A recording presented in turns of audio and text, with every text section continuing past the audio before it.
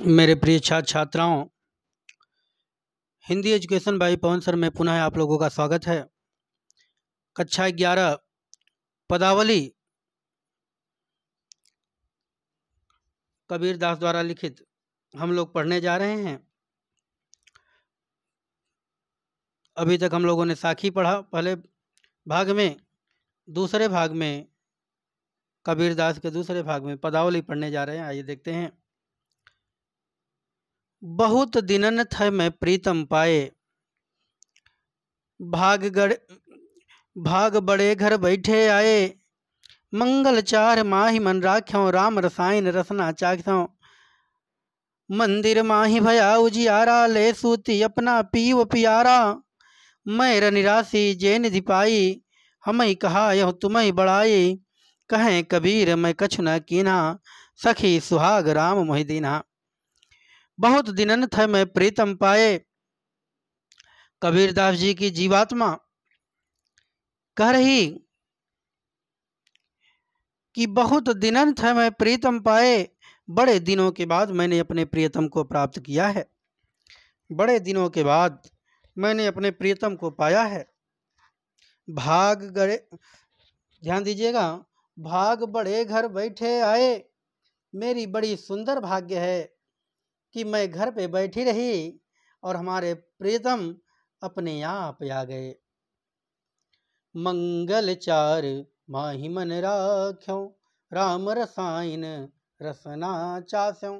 मंगल चार माही मन राख्यों, मैंने मन ही मन अपने प्रियतम के आने की खुशी में मंगल चार माही मन राख्यों, अपने प्रियतम के आने की खुशी में मैंने मन ही मन मंगल गीत गाना शुरू कर दिया। राम रसायन रसना चास्यों, और मैं अपने जिह्वा से, रसना माने जीभ, रसायन मैंने अपने जिह्वा से राम नाम का रसायन का स्वाद लेने लगी। चासो मतलब स्वाद लेने लगी। बेटा फिर से देख लें इसी को कि बहुत दिनन थ मैं प्रीतम पाए, बड़े दिनों के बाद मैंने अपने प्रीतम को प्राप्त किया है। भाग बड़े घर बैठे आए, मैं बैठी रही घर पर और हमारे प्रीतम अपने यहाँ पे आ गए। मंगल चार माही मन राख्यों, मैंने मन ही मन मंगल गीत गाना शुरू कर दिया। राम रसायन रसना चास्यों, मैंने अपने जीभ से राम नाम का जाप करने लगी, अर्थात अपने जीभ से राम नाम का रसायन का स्वाद लेने लगी। मंदिर माही भया उजियारा, मेरे मन मंदिर में उजाला छा गया। मंदिर माही, मेरे मंदिर के अंदर है ना, भया उजियारा, उजाला छा गया। ले सूती अपना पीव पियारा, मैं अपने प्रीतम को लेकर के सो गई। सो गई मतलब सूती, सो गई मतलब सुख भोगने लगी। मैं अपने प्रियतम को लेकर के सुख भोगने लगी। मेरा निराशी जे निधि पाई, हम ही कहाँ यह तुम ही बड़ाई। मेरा निराशी जे निधि पाई, मैंने रत्नों का खजाना प्राप्त कर लिया है।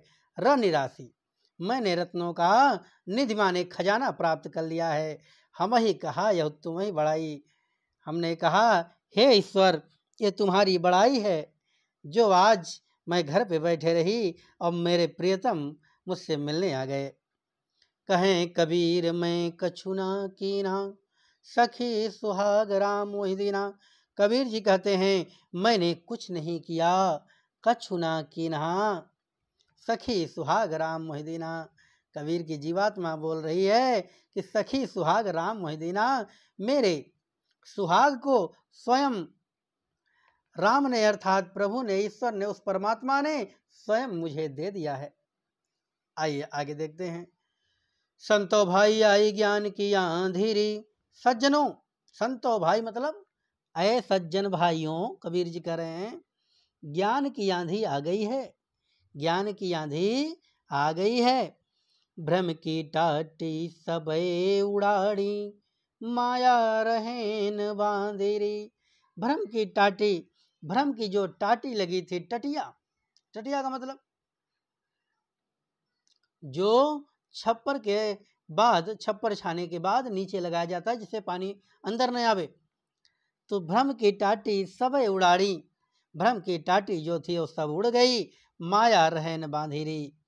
माया अब बंधी नहीं रह गई। माया क्या है? माया रूपी रस्सी, जिस रस्सी से हम बांधते हैं, माया रूपी रस्सी बंधी नहीं रह गई। दुचितों को दुई थुनी गिरानी, मोह बलिंडा टूटा। दुचते को दुई थुनी गिरानी, जो दोनों तरफ छप्पर में थुनियां लगी रहती हैं, अर्थात जो दोनों तरफ पिलर लगे रहते हैं, खंभे, थुनी गिरानी, वो दोनों अब गिर गई।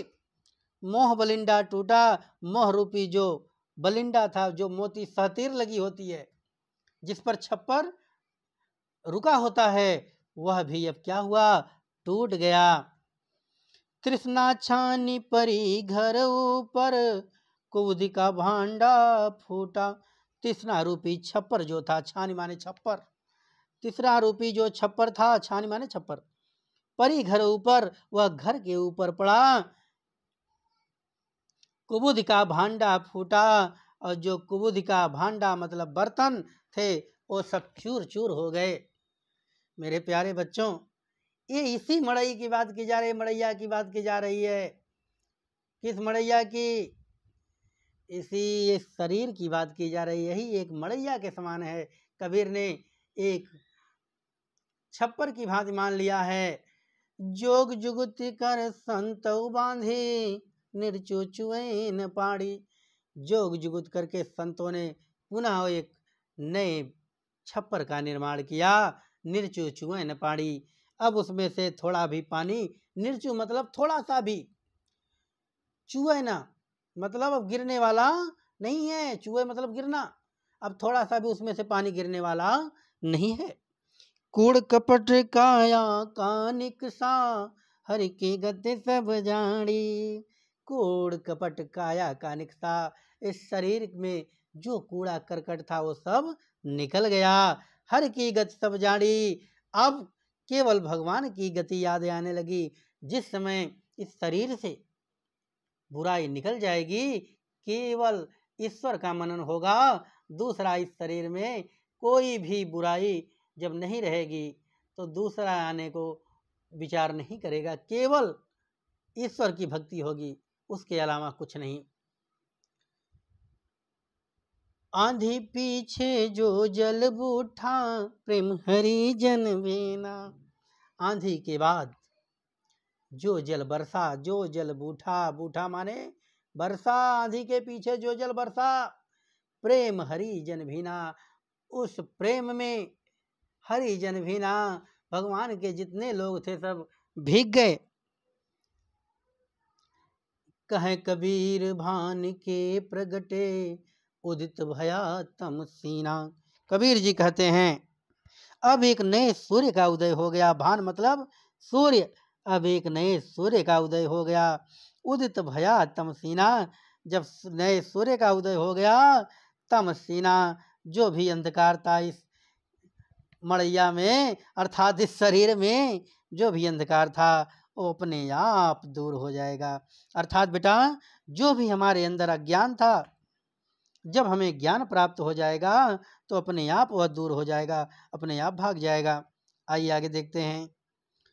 पंडित बाद बदनते झूठा, राम कहाँ दुनिया गति पावे, खांड कहाँ मुख मीठा। पंडित बाद बदनते झूठा, पंडित कबीर जी कह रहे हैं ये विद्वानों का कहना गलत है।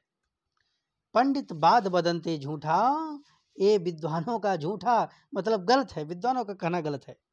क्या गलत है कहना? राम कहाँ दुनिया गति पावे, खांड कहाँ मुख मीठा। कहा कि राम कहाँ दुनिया गति पावे।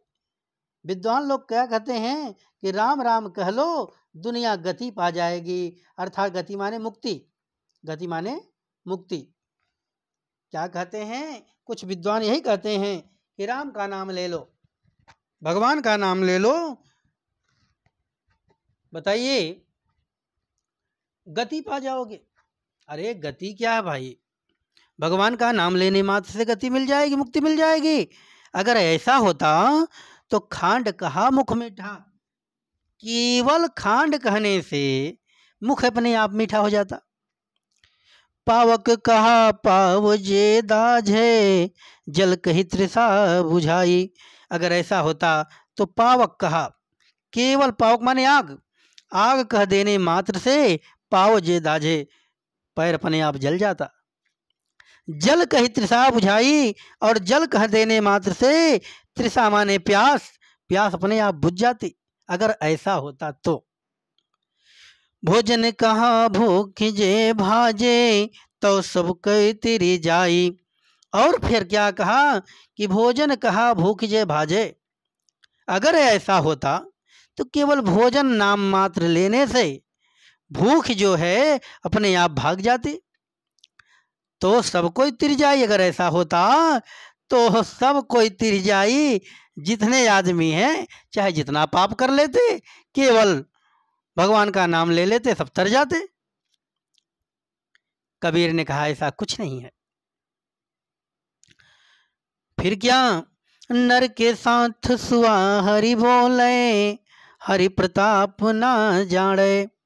नर के साथ, नर मतलब मनुष्य के साथ, तो तोता भी, सुआ माने तोता बेटा, तोता भी हरि बोले, भगवान का नाम बोलता है, लेकिन हरि प्रताप न जाने, लेकिन भगवान के प्रताप को नहीं जानता।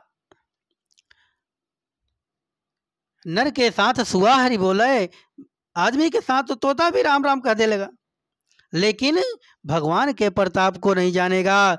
भगवान क्या चीज है उसको तोता नहीं जानता है। जो कबहू उड़ जाई जंगल में, बहुर न सुरत आड़े। अगर वह तोता कभी संयोग से पिंजड़ा खुल गया और उड़ जाए जंगल में, कहीं अगर जंगल में उड़ गया, बहुर न सुरत आड़े, फिर वह पुनः अपनी सूरत को दिखाने वाला नहीं है। साची प्रीति विषय मायासु, हरि भगतन सुहासी। सच्ची प्रीत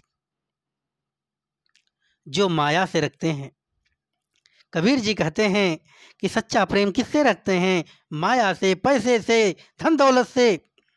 हरि भक्तन सुहासी, ऐसे हरि भक्तों के ऊपर हंसी आती है कि सच्चा प्रेम तो माया से रखते हैं, माया मोह के बंधन से रखते हैं, और भगवान से प्रार्थना करते हैं, प्रेयर करते हैं कि मैं बहुत बड़ा भक्त हूँ।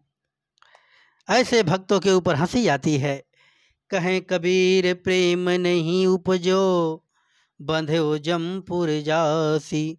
कबीर जी कहते हैं कि अगर तुम्हारे अंदर प्रेम नहीं उपजा, ईश्वर के प्रति सच्चा प्रेम नहीं आया, तो बंधो जमपुर जासी, तो कभी भी मुक्ति मिलने वाली नहीं है। हमेशा इसी जमपुर जासी अर्थात इसी माया मोह के बंधन में हमेशा बंधे रहोगे, फिर मुक्ति मिलने वाली नहीं है। आइए आगे देखते हैं।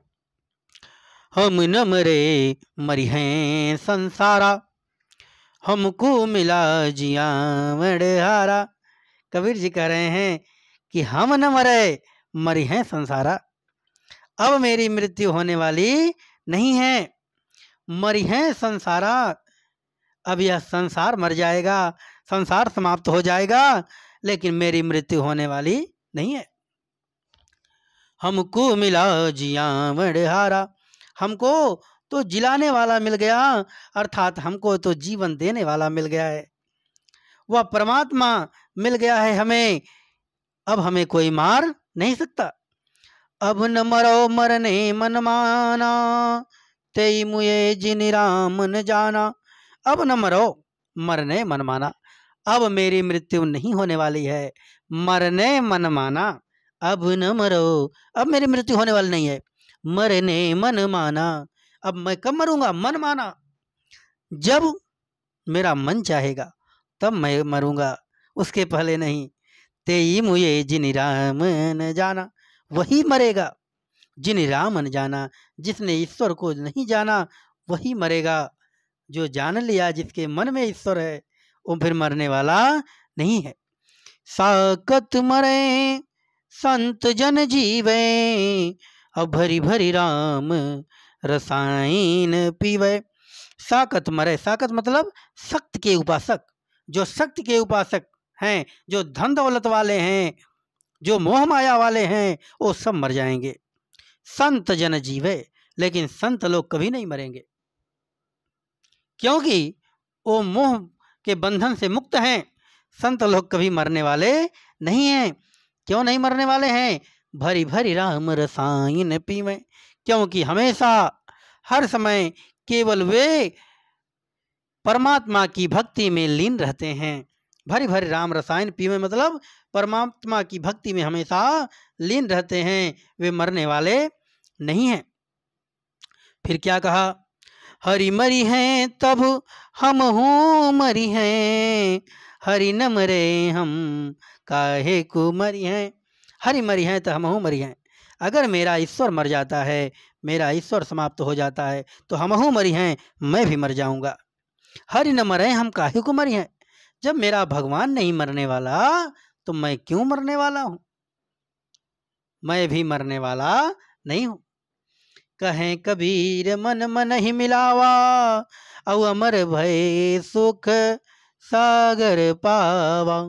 कबीर जी कहते हैं मन मन ही मिलावा। मैंने अपने मन को ईश्वर के मन से मिला लिया है। क्या कहते हैं कबीर जी? मन मन ही मिलावा, मैंने अपने मन को ईश्वर के मन से मिला लिया है। अमर भय सुख सागर पावा, अब मैं अमर हो गया, सुख सागर की मुक्ति मिल गई, अर्थात अब सुख सागर मुझे मिल गया, परमात्मा की चरण मिल गई, अब मेरी मृत्यु होने वाली नहीं है। आइए आगे देखते हैं। काहे रे नलिनी तू कुम्हिलानी। अय नलिनी, इसमें दो अर्थ हैं बेटा, ध्यान देंगे। एक तो हम लोग कमल के फूल के पक्ष में लेंगे।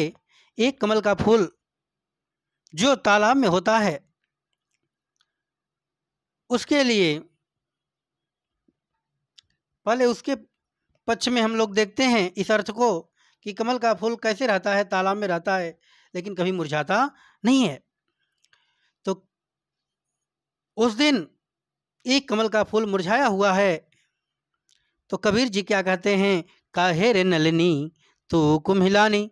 अय कमलिनी, अय कमल, तू क्यों कुम्हिलानी, क्यों कुम्हिला गई है, क्यों मुरझा गई है?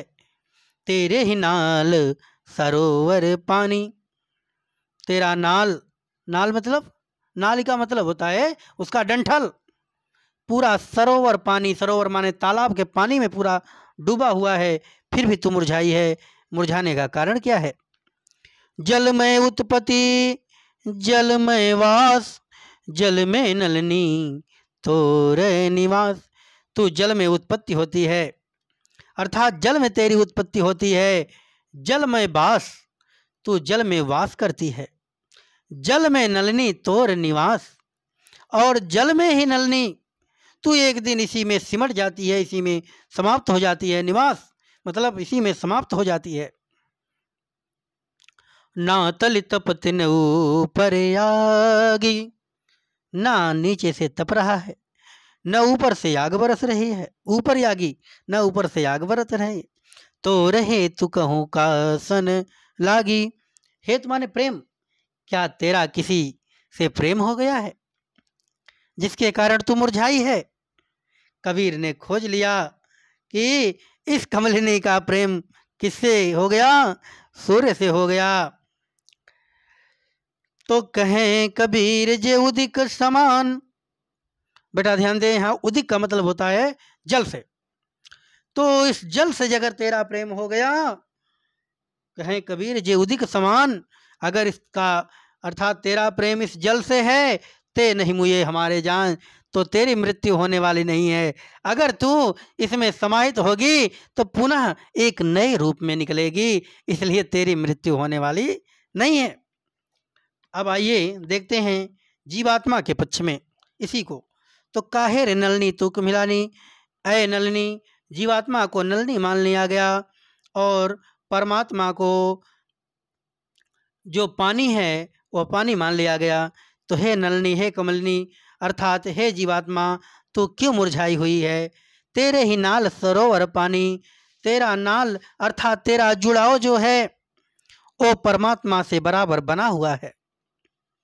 सरोवर पानी, पानी का मतलब परमात्मा, परमात्मा से बराबर बना हुआ है। जल में उत्पत्ति जल में वास, तू परमात्मा से उत्पन्न होती है और तू परमात्मा ही में ही वास करती है। जल में नलनी तोर निवास, और तू एक दिन जल में ही अर्थात परमात्मा में ही तू समाप्त हो जाती है, उसी में सिमट जाती है। ना तली तपत न ऊपर आगी, न तो परमात्मा में कोई तपन है, ना तो आग बरस रही है। तो रहे तू कहूँ का सन लागी, फिर तेरा प्रेम किससे हो गया है। कबीर जी खोज लेते हैं कि इस जीवात्मा का प्रेम परमात्मा से हो गया है। तो कहें कबीर जी उदिक समान, ते नहीं मुझे हमारे जान। कबीर जी कहते हैं अगर तेरा प्रेम उस परमात्मा से हो गया है तो तेरी मृत्यु होने वाली नहीं है, अर्थात तो उसमें सिमट जाएगी, फिर उसके बाद तो एक नया रूप धारण करके पुनः निकलेगी, इसलिए तेरी मृत्यु होने वाली नहीं है। मेरे प्यारे बच्चों, अगले टॉपिक में फिर मिलते हैं। धन्यवाद।